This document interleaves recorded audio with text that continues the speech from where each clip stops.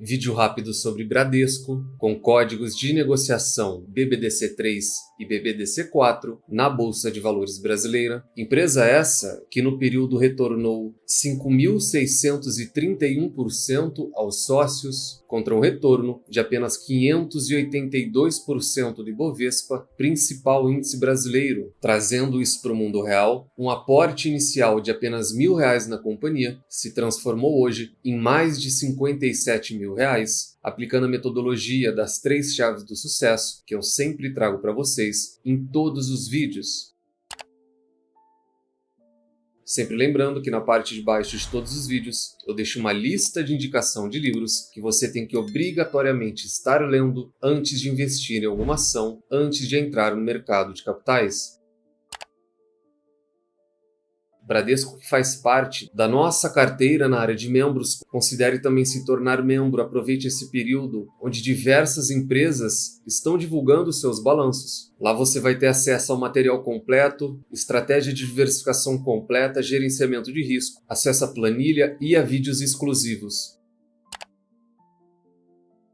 Novamente, setor bancário em destaque, Bradesco divulgando seu relatório financeiro. A gente vai ler o balanço, entender a fundo, ponto a ponto, ver a opinião do mercado, o que foi bom, o que foi ruim. Vamos calcular o preço teto, calcular também preço justo e, no final, a minha opinião e algumas considerações. Bradesco, que divulgou seu resultado nessa manhã. Logo na abertura, as ações até esboçaram uma pequena alta, porém na sequência já entraram no campo negativo. No acumulado do ano, a gente já fala de uma queda de quase 20%, e apesar de um lucro em forte recuperação e acima do esperado, ou seja, acima do consenso de mercado, as ações ainda estão em queda, e a gente vai entender mais a fundo o que aconteceu no balanço e o que está acontecendo com o banco. Abre aspas. O lucro cai para 4,2 bilhões, mas supera projeções de mercado. O Bradesco registrou um lucro líquido de 4,2 bilhões de reais no primeiro trimestre. Isso representa uma baixa de 1,6% quando comparado no year over year, quando comparado ao primeiro trimestre de 2023. Porque quando a gente compara ao quarto trimestre do ano passado, nós temos uma alta de quase 50% no lucro do banco. O número veio acima das projeções de mercado, onde o consenso apontava para um lucro na casa de 3,8 bilhões de reais. E é sobre esses números que a gente vai falar agora.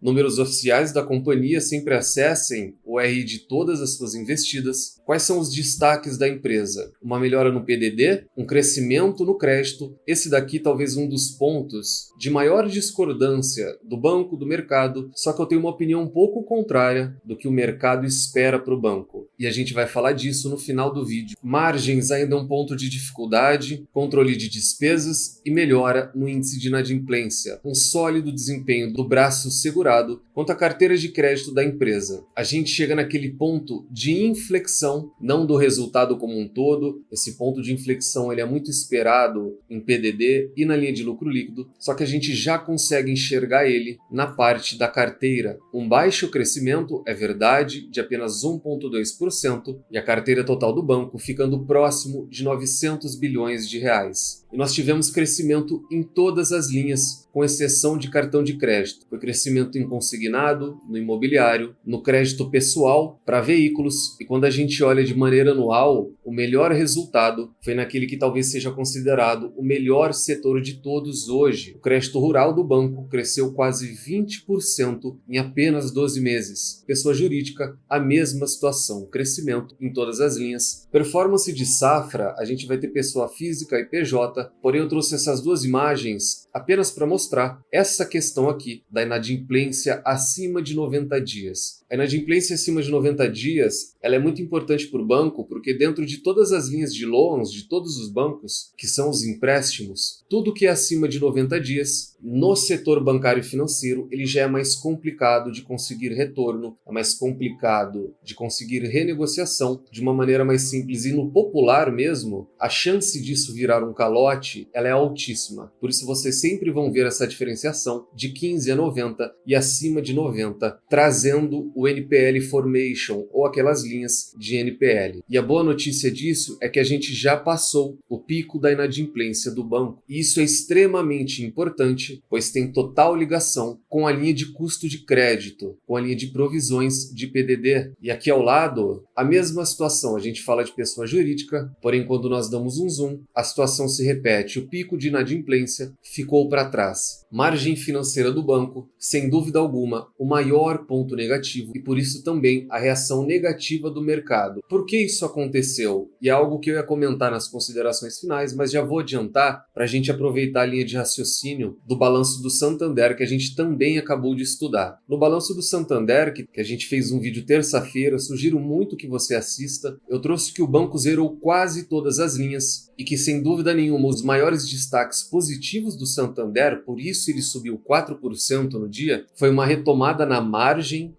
essa que a gente já vai dar uma olhada, consequentemente com uma melhor margem, o banco tem uma melhor rentabilidade, portanto o ROAE do banco atingiu 14%, o que não é o caso do Bradesco, a gente já vai ver, e eles também tiveram uma melhora considerável no PDD, ou seja, melhor margem, melhor retorno e menos provisões. No caso do Bradesco, a gente não teve uma melhor margem, sendo assim o retorno também não foi satisfatório, porém a gente teve uma melhora no custo, uma melhora no PDD. Então esse resultado do Bradesco ele acaba sendo misto. A gente enxerga pontos a melhorar, como a margem financeira, e a gente vai enxergar pontos de melhora, como o PDD. Margem financeira do Bradesco realmente foi negativa, a gente caiu comparado ao último trimestre e a gente caiu 9% quando a gente compara ao primeiro trimestre de 2023. Indicadores de crédito, a inadimplência acima de 90 dias. A gente enxerga uma melhora, quando comparado ao ano passado, ela está praticamente estável, porém, frente àquele pico da inadimplência que a gente acabou de ver, a gente enxerga uma queda, e isso é extremamente importante, principalmente com os bancos. Índice de cobertura, de maneira anual, a gente tem uma queda, índice de cobertura extremamente importante, ele pode mostrar ou não uma fragilidade no sistema, só que mesmo com uma queda anual, a gente enxerga pelo menos uma estabilização do último trimestre para esse.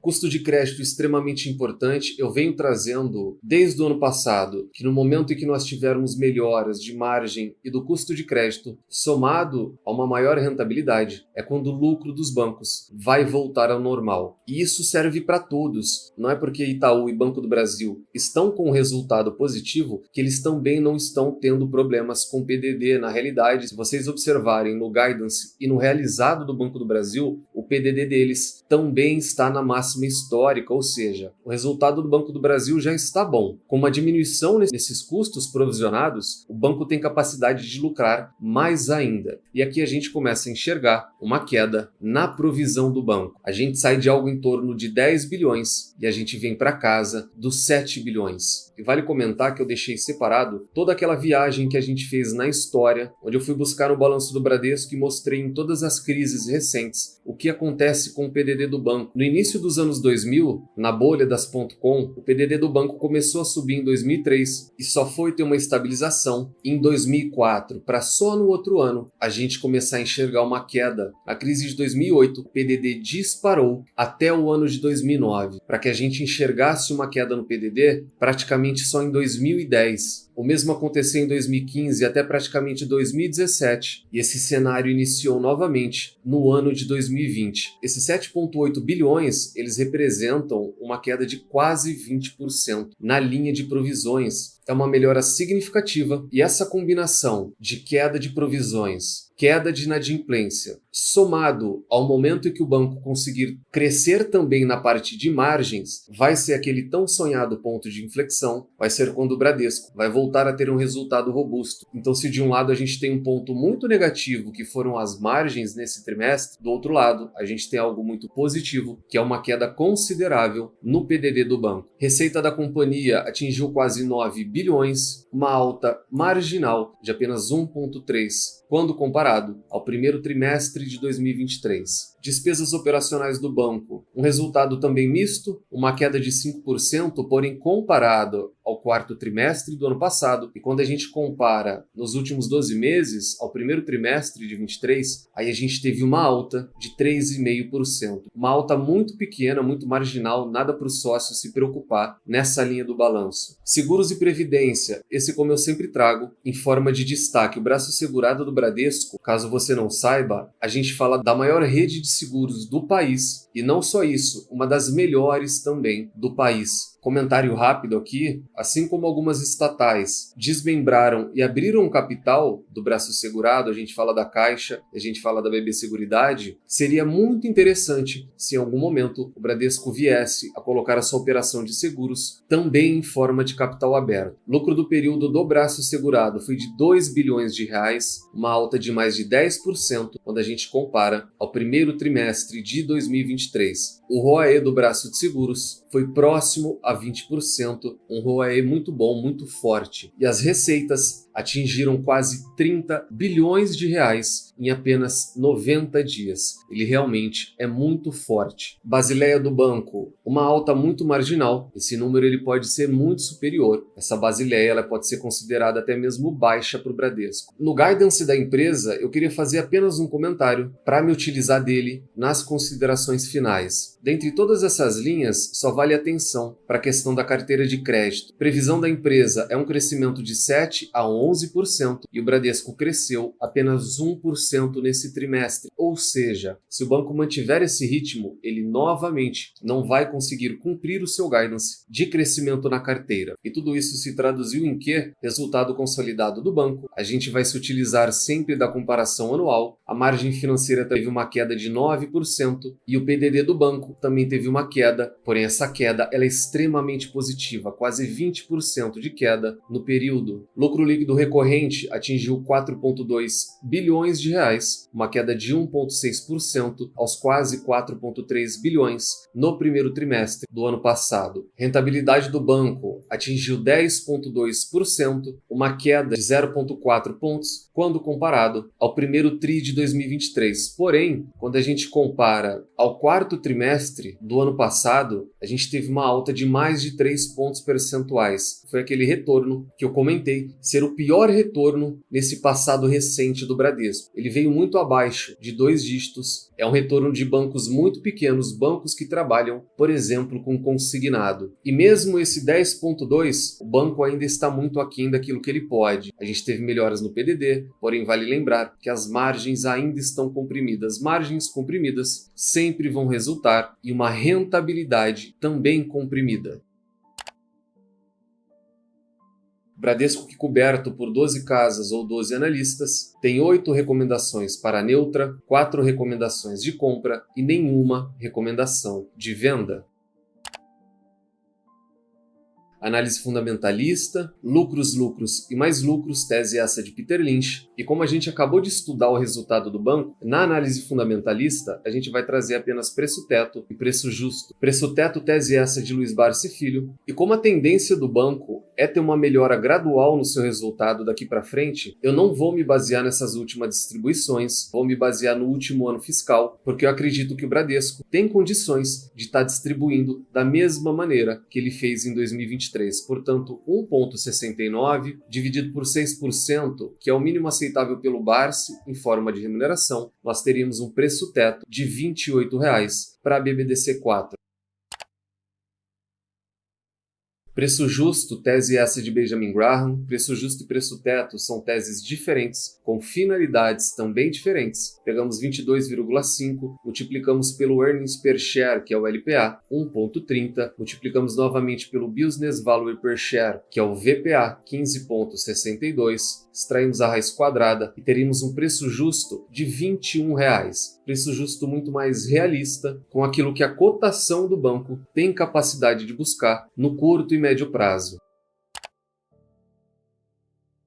e o que a gente pode levar de positivo e de negativo desse resultado financeiro do banco. Alguns comentários de mercado e eu vou colocar também a minha opinião. Abre aspas, o Bradesco vê melhora, porém ainda lenta no primeiro resultado sob o comando Noronha. Noronha, esse que está aqui ao lado, o qual a gente comentou muito e eu já trazia a necessidade da troca do Lazari. O mercado tem grandes expectativas sobre o que ele pode entregar daqui para frente. E um dos comentários do próprio Noronha, que é o presidente do banco, é de que a melhora na margem financeira virá com crescimento de crédito. E isso faz todo sentido no momento em que o banco enxugou toda a sua carteira de crédito e já colocou no plano estratégico que pretende expandir novamente a sua carteira. Aqui em cima, um comentário do mercado, um comentário de um analista, sobre as partes de margem e carteira. O banco ainda não chegou a um ponto de inflexão nessa linha. É um número fraco, diz o analista do sell side. E o próprio Marcelo comentou sobre o crescimento da carteira de crédito. Abre aspas. Posso garantir que a gente vai para cima com o crescimento da carteira de crédito, diz Noronha. A nossa produção está mais acelerada, com apetite a risco sólido e modelos melhores. Fecha aspas. O que o mercado espera quanto a margens e quanto à carteira de crédito? É sempre crescimento. O mercado sempre quer enxergar uma linha para cima e, sem dúvida alguma, isso faz todo sentido. Só que nesse ponto específico, eu discordaria não só do mercado, eu discordaria até mesmo do presidente. Por quê? Toda vez que qualquer instituição bancária ela tem problema, a primeira coisa a ser feita é enxugar a carteira. E o banco trabalhou isso de certa maneira. E conforme o tempo passa e a inadimplência cai, você começa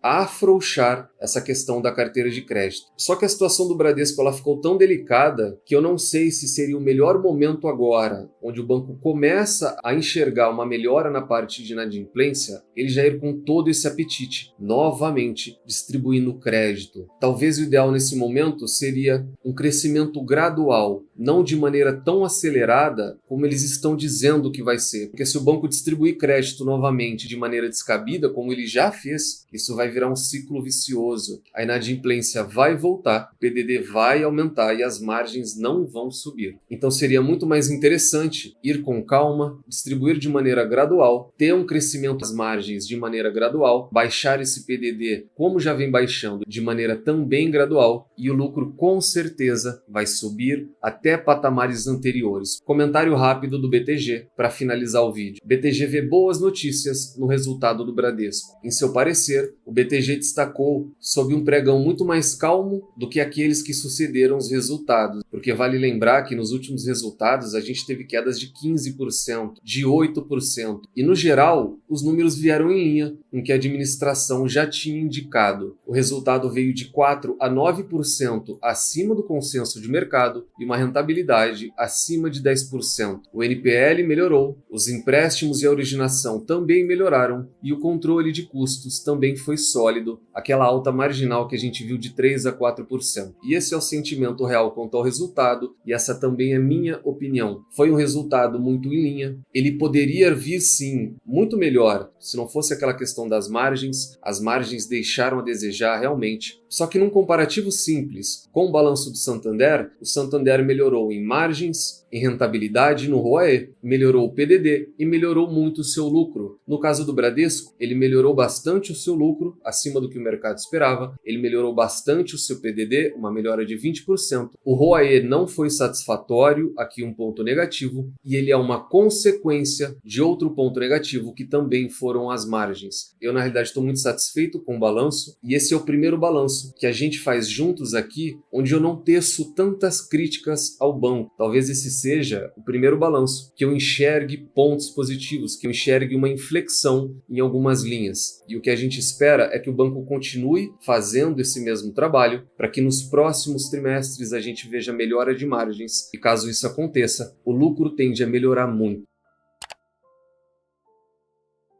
Portanto, hoje falamos do Bradesco, uma análise bem aprofundada, poderia ter sido melhor, mas no final das contas também foi muito satisfatório. Deixa no comentário se gostaram ou não, se são sócios ou não. Nunca se esqueçam das 3 chaves do sucesso. Encontre excelentes empresas a preços atrativos, com uma excelente gestão e nunca mais as vendam. Tranque as 7 chaves, o Valor Investing foi e ainda é a melhor maneira do investidor pequeno individual multiplicar o seu capital na Bolsa de Valores. Nos vemos no próximo vídeo e até lá.